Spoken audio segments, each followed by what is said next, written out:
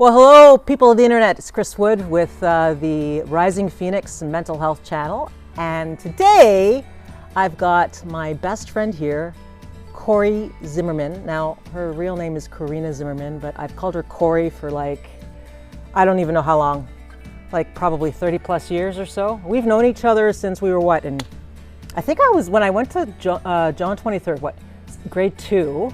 Yeah. So we didn't really become really good friends till closer to the end of grade school, eh? Yeah. We hung out a little bit. I knew your mom because she would always come and bring your dogs all the time. Mm-hmm. I think it was in high school that we were in the same homeroom.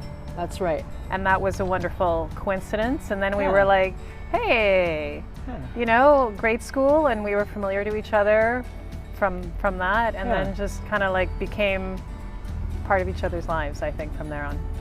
Yeah. So Corey, it's quite funny. We've actually come full circle here as to where we live. We're both from Toronto, Ontario, Canada, and now we both live on Vancouver Island. And I was the last to come over here. I thought she was crazy when she moved over here 20 plus years ago, but not at all crazy. This is a beautiful place to live. So anyway, so what we're going to do today is we're going to talk a little bit about what it's like to have a really close friend that has PTSD, anxiety, and depression. Corey's kind of been through it a little bit with me. She may not have seen me at my worst, but she's certainly seen me in situations where she wouldn't usually see me in. For example, the mental hospital is a good one. So anyhow, I'm just gonna ask a couple questions and then we're gonna go for a hike, and then we'll have some fun on the hike with the dogs. Yay!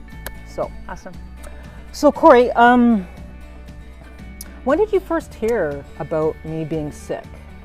I think you called me. Yeah. To my memory. You called me, and that's what I remember, I think. Yeah. I can't even remember if it was I guess it could have been emailed to my memory. It was a telephone call where you told me what was happening, that you were in Victoria in the hospital. And surprise, concern came over me. And also a need to, as you do for those who you love, a need to want to how can I help? Right? Concern, I guess. I think that's what follows with concern over a loved one. Yeah. So, and you and I had been in situations before in Toronto where you were in the hospital for a physical thing, a visible injury, where, oh my God, Kris is in the hospital. I have to get to the hospital. Kris is in the hospital. Red alarm going off in my brain of I have to go there. I have to hold her hand. What can I do? What can I do? A kind of a sense of urgency. And I don't know what to do, but if I can just be there. So, so I think it was a phone call to my memory. Okay. Yeah, Corey's talking about when I had I had a third grade dislocation in my shoulder, and I've got a wicked scar here to prove that. That was pretty brutal. My grad year, I was in the hospital for a bit, and then I was out of school for a couple months too, so that kind of sucked. But anyways, moving on, I did okay. I graduated. We graduated. Anyhow, okay, good. So, do you know anything about PTSD at all? Were you aware of what it was about prior to me kind of bringing you in the loop? For the most part, no. I had heard of it through media, but had no connection to it. Okay. I heard about it with respect to, I had one story that I knew about of a soldier who passed away, who was, the soldier's father was a colleague of my husband's. And so through my husband experiencing indirectly that through someone at work, it's just something I had heard about, and how that was a deep wound, of course. So just very indirectly, had, you know, it was just something that I knew of as an illness, but definitely very limited exposure prior to that. Yeah, and I kind of found that that a lot of people were not like that are close to me weren't really familiar with what it is, and really, why would they be if they're not, you know, directly, or as you said, indirectly associated to it. So it makes sense. I mean, I knew about it obviously because of what I did for a living, but even still, there was such a huge stigma around it, you know, in the police world, that I didn't think too much about it until I actually got slammed in the face with it. Yeah. It's like, hello, here I am. Mm-hmm. Okay, so what I want to know is you came by to see me a few times when I was committed for 7 weeks.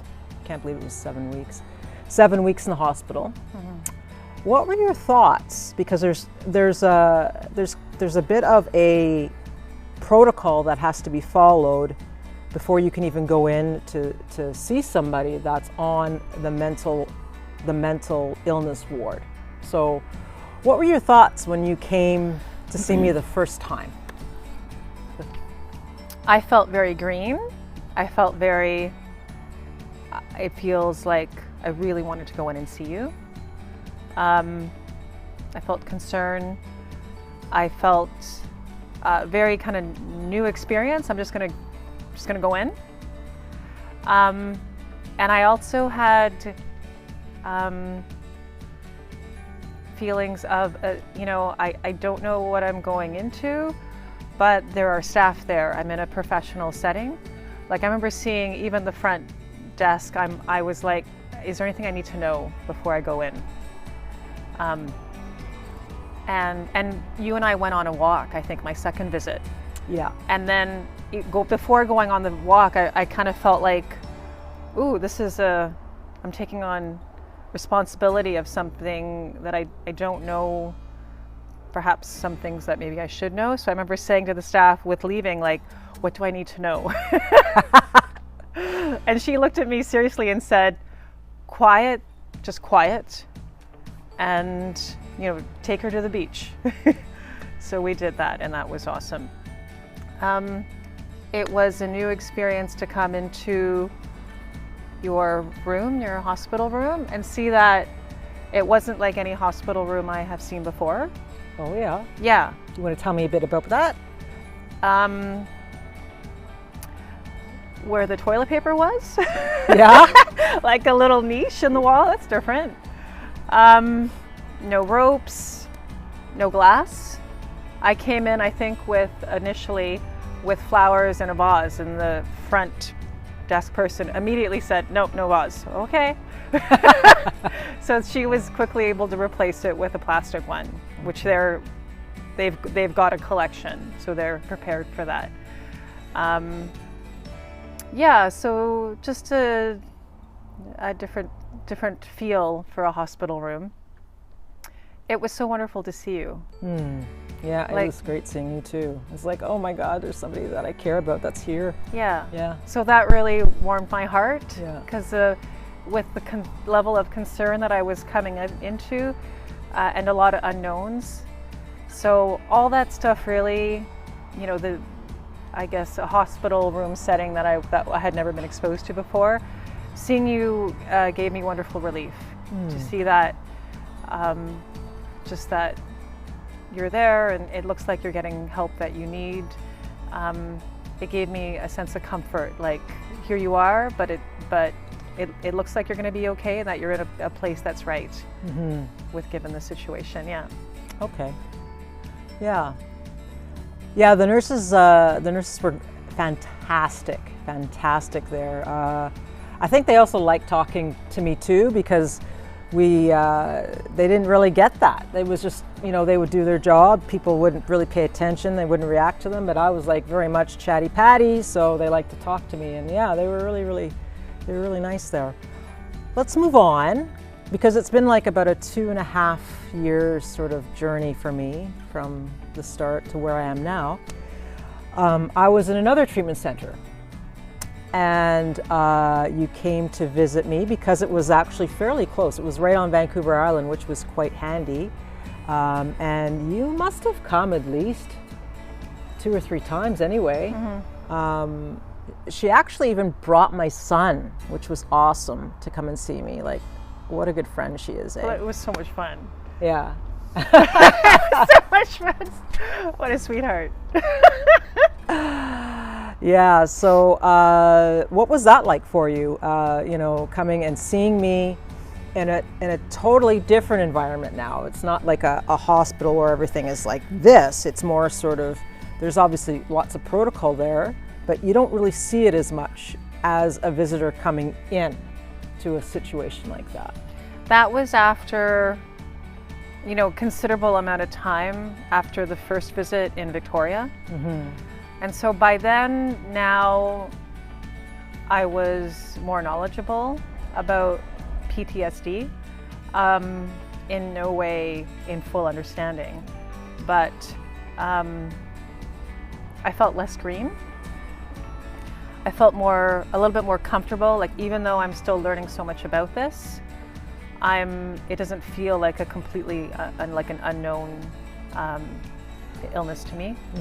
And I felt a little bit more like I've got this. I can be myself. I can be a friend, and I can be a support by being there and by bringing your son, and just being a support to him too in this driving. I thought if I could just help him to feel secure. The fact that he's not very familiar with me, but I'm just wanting him to feel comfortable in my presence, and bring him. And I was looking forward to the joy that I knew I would see in you and in him. I was just super excited about that. Yeah, it was pretty exciting to see him. I couldn't stop touching him. It's like, your baby is just, you just want to just be close when you haven't seen him in a while. Yeah. And I was really feeling very open to your process.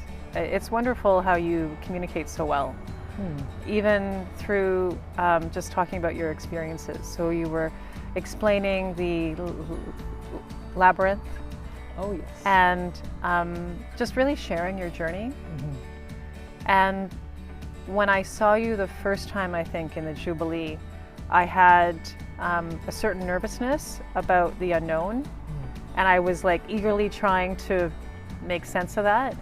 And so I think at the second facility you were at, and in a kind of a newfound comfort that I was having around being around mental illness and PTSD and what that's about, I was able to not really have the nervousness that I associated with the first setting, and just able to be more comfortable with just being open, with just embracing what you had to tell me about your experiences and your process and your growing.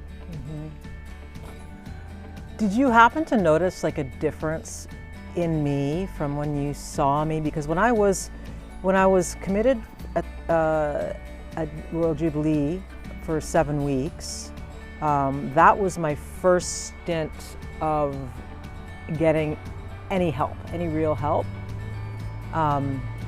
And so from there you take it, now I'm in my third facility, because in Toronto, obviously you were here, so you didn't get to see me. The difference between what it was like to see me in the hospital to when you saw me at Edgewood, that treatment facility I was in, did you notice anything different with me? Yes. Yeah? Tell me about it. I'm curious as to if you remember. You probably do, but maybe the second visit at the Jubilee Hospital. The first visit we stayed in the hospital, and I stayed and we chatted, and I was like, wow, look at this feature of your room, look at this, look at the bathroom, you know, like looking at different features. And then we stayed in the hospital. The second visit, I was allowed to take you out, and we went to the beach. And you know, the front desk person said, take her to the beach, and we did. And then we could also go to a cafe as long as it was a quiet setting cafe. So we went to Willows Beach, and then we went to a cafe. And at first, when we got to the cafe, there were only a couple people there, in addition to you and to me. And then there wasn't, I didn't notice anything about you that I would say that stood out in our beach walk or in the cafe time. But I definitely noticed, I guess we got into a point of the cafe schedule where all of a sudden people were filling into the cafe, and I noticed you shaking. Oh, really? Yeah, and it seemed involatile, like I could see your legs, and I definitely have never seen that in you before. And then that was the first time, the only time really, it became a visible, I could see the injury, I could see like that was, I felt a little scared all of a sudden, because I don't know what happens next if this goes the wrong direction. Right. Right? Yeah. So you seemed to have, because I was like, oh no, she's shaking. She's gonna explode. and then, but you then took the reins, and you seemed to have really good self-awareness, because then you said, it's time to go. I don't remember that. That's cool. And I was just, okay. So we left. Okay. And we went back. It was the right time to go back to the hospital anyways, given the time that they said was a reasonable amount of time for you to be away. Yeah. And then you were good as soon as we left, but it was certainly interesting. Mm-hmm. Yeah. And then, what was the original question? Oh, any change? Yeah, differences between then and seeing me at Edgewood. And I definitely didn't see that at Edgewood, or you seemed, I guess what is to me more like yourself at Edgewood, the Kris that I know. Yeah. More kind of like, we got there, and it wasn't, you're right, it wasn't like a hospital-like place. It wasn't like, look at this different kind of hospital bathroom setting, or, you know, it was more like, here's the gym, here's where we eat, here's this amazing path, here's the labyrinth and what it means to you, and here's your room. And it was just a really amazing place. Mm-hmm. Like, here's the place of prayer, even a place to meditate. Like, it offered a lot, and I could tell that you were able. It really seemed like it facilitated what was your process at the time. Mm-hmm. And you had a level of comfort in yourself that I didn't quite see at the original hospital location. Okay. Yeah, well, I think I mean, pretty much everywhere I have been, I've gained something out of it as to what I need to do next. And so at Edgewood, now I'm in a situation where I'm like, I've been to 3 facilities. I've grown significantly, even though I didn't realize I did at the time. But I had made some life choices when I was in treatment that certainly made me look like I was really more aware as to what's happening with me and what's happening with my life. So yeah, it was a good experience. It was a shitty experience, but it was a good experience. Okay. I think also that I remember at the original hospital setting, you exhibited fear about, because it, you know, in addition to the PTSD, I remember you saying my life, kind of like my my marriage, where I'm living. Like, it's kind of like all of it. So much incredible uncertainty at a midlife time. I mean, it's one thing if someone's going through that maybe in their early 20s, but going through it at this time, in our late 40s at the time, that's significant after you've built so much into your life, and to have all of a sudden all of that complete uncertainty, as I recall you expressing, which has got a heavy weight to it. And so a lot of fear. And so that compared to at Edgewood, I could see a groundedness that you had and so that fear had, I think a lot of it settled. Okay. Yeah, so I'll just ask you one more question and then we'll head out for a hike. How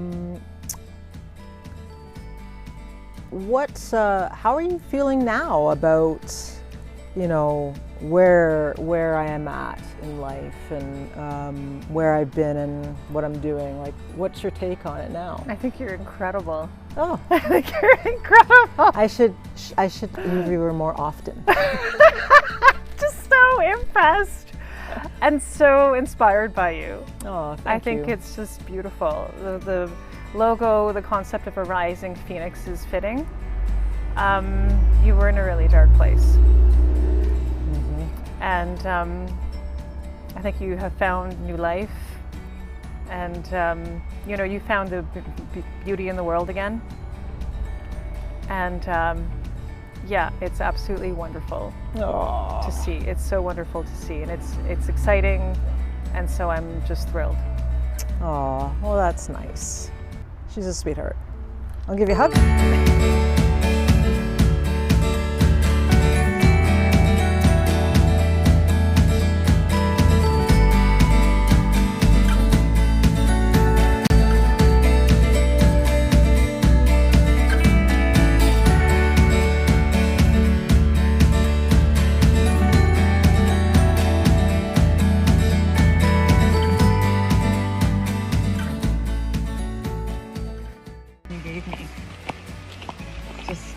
Like I mentioned, that's something I've reflected on my own about how amazing that was. To reflect on who you are now compared to who you were before. Just phenomenal growth, phenomenal kind of new self-awareness. I have the camera in her face, and she's like, I don't want to talk anymore. Yes, lots of self-awareness happening. Yeah.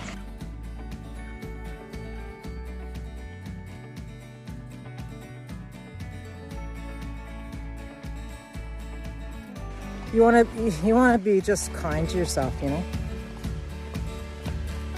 what I mean? You get that, Corey?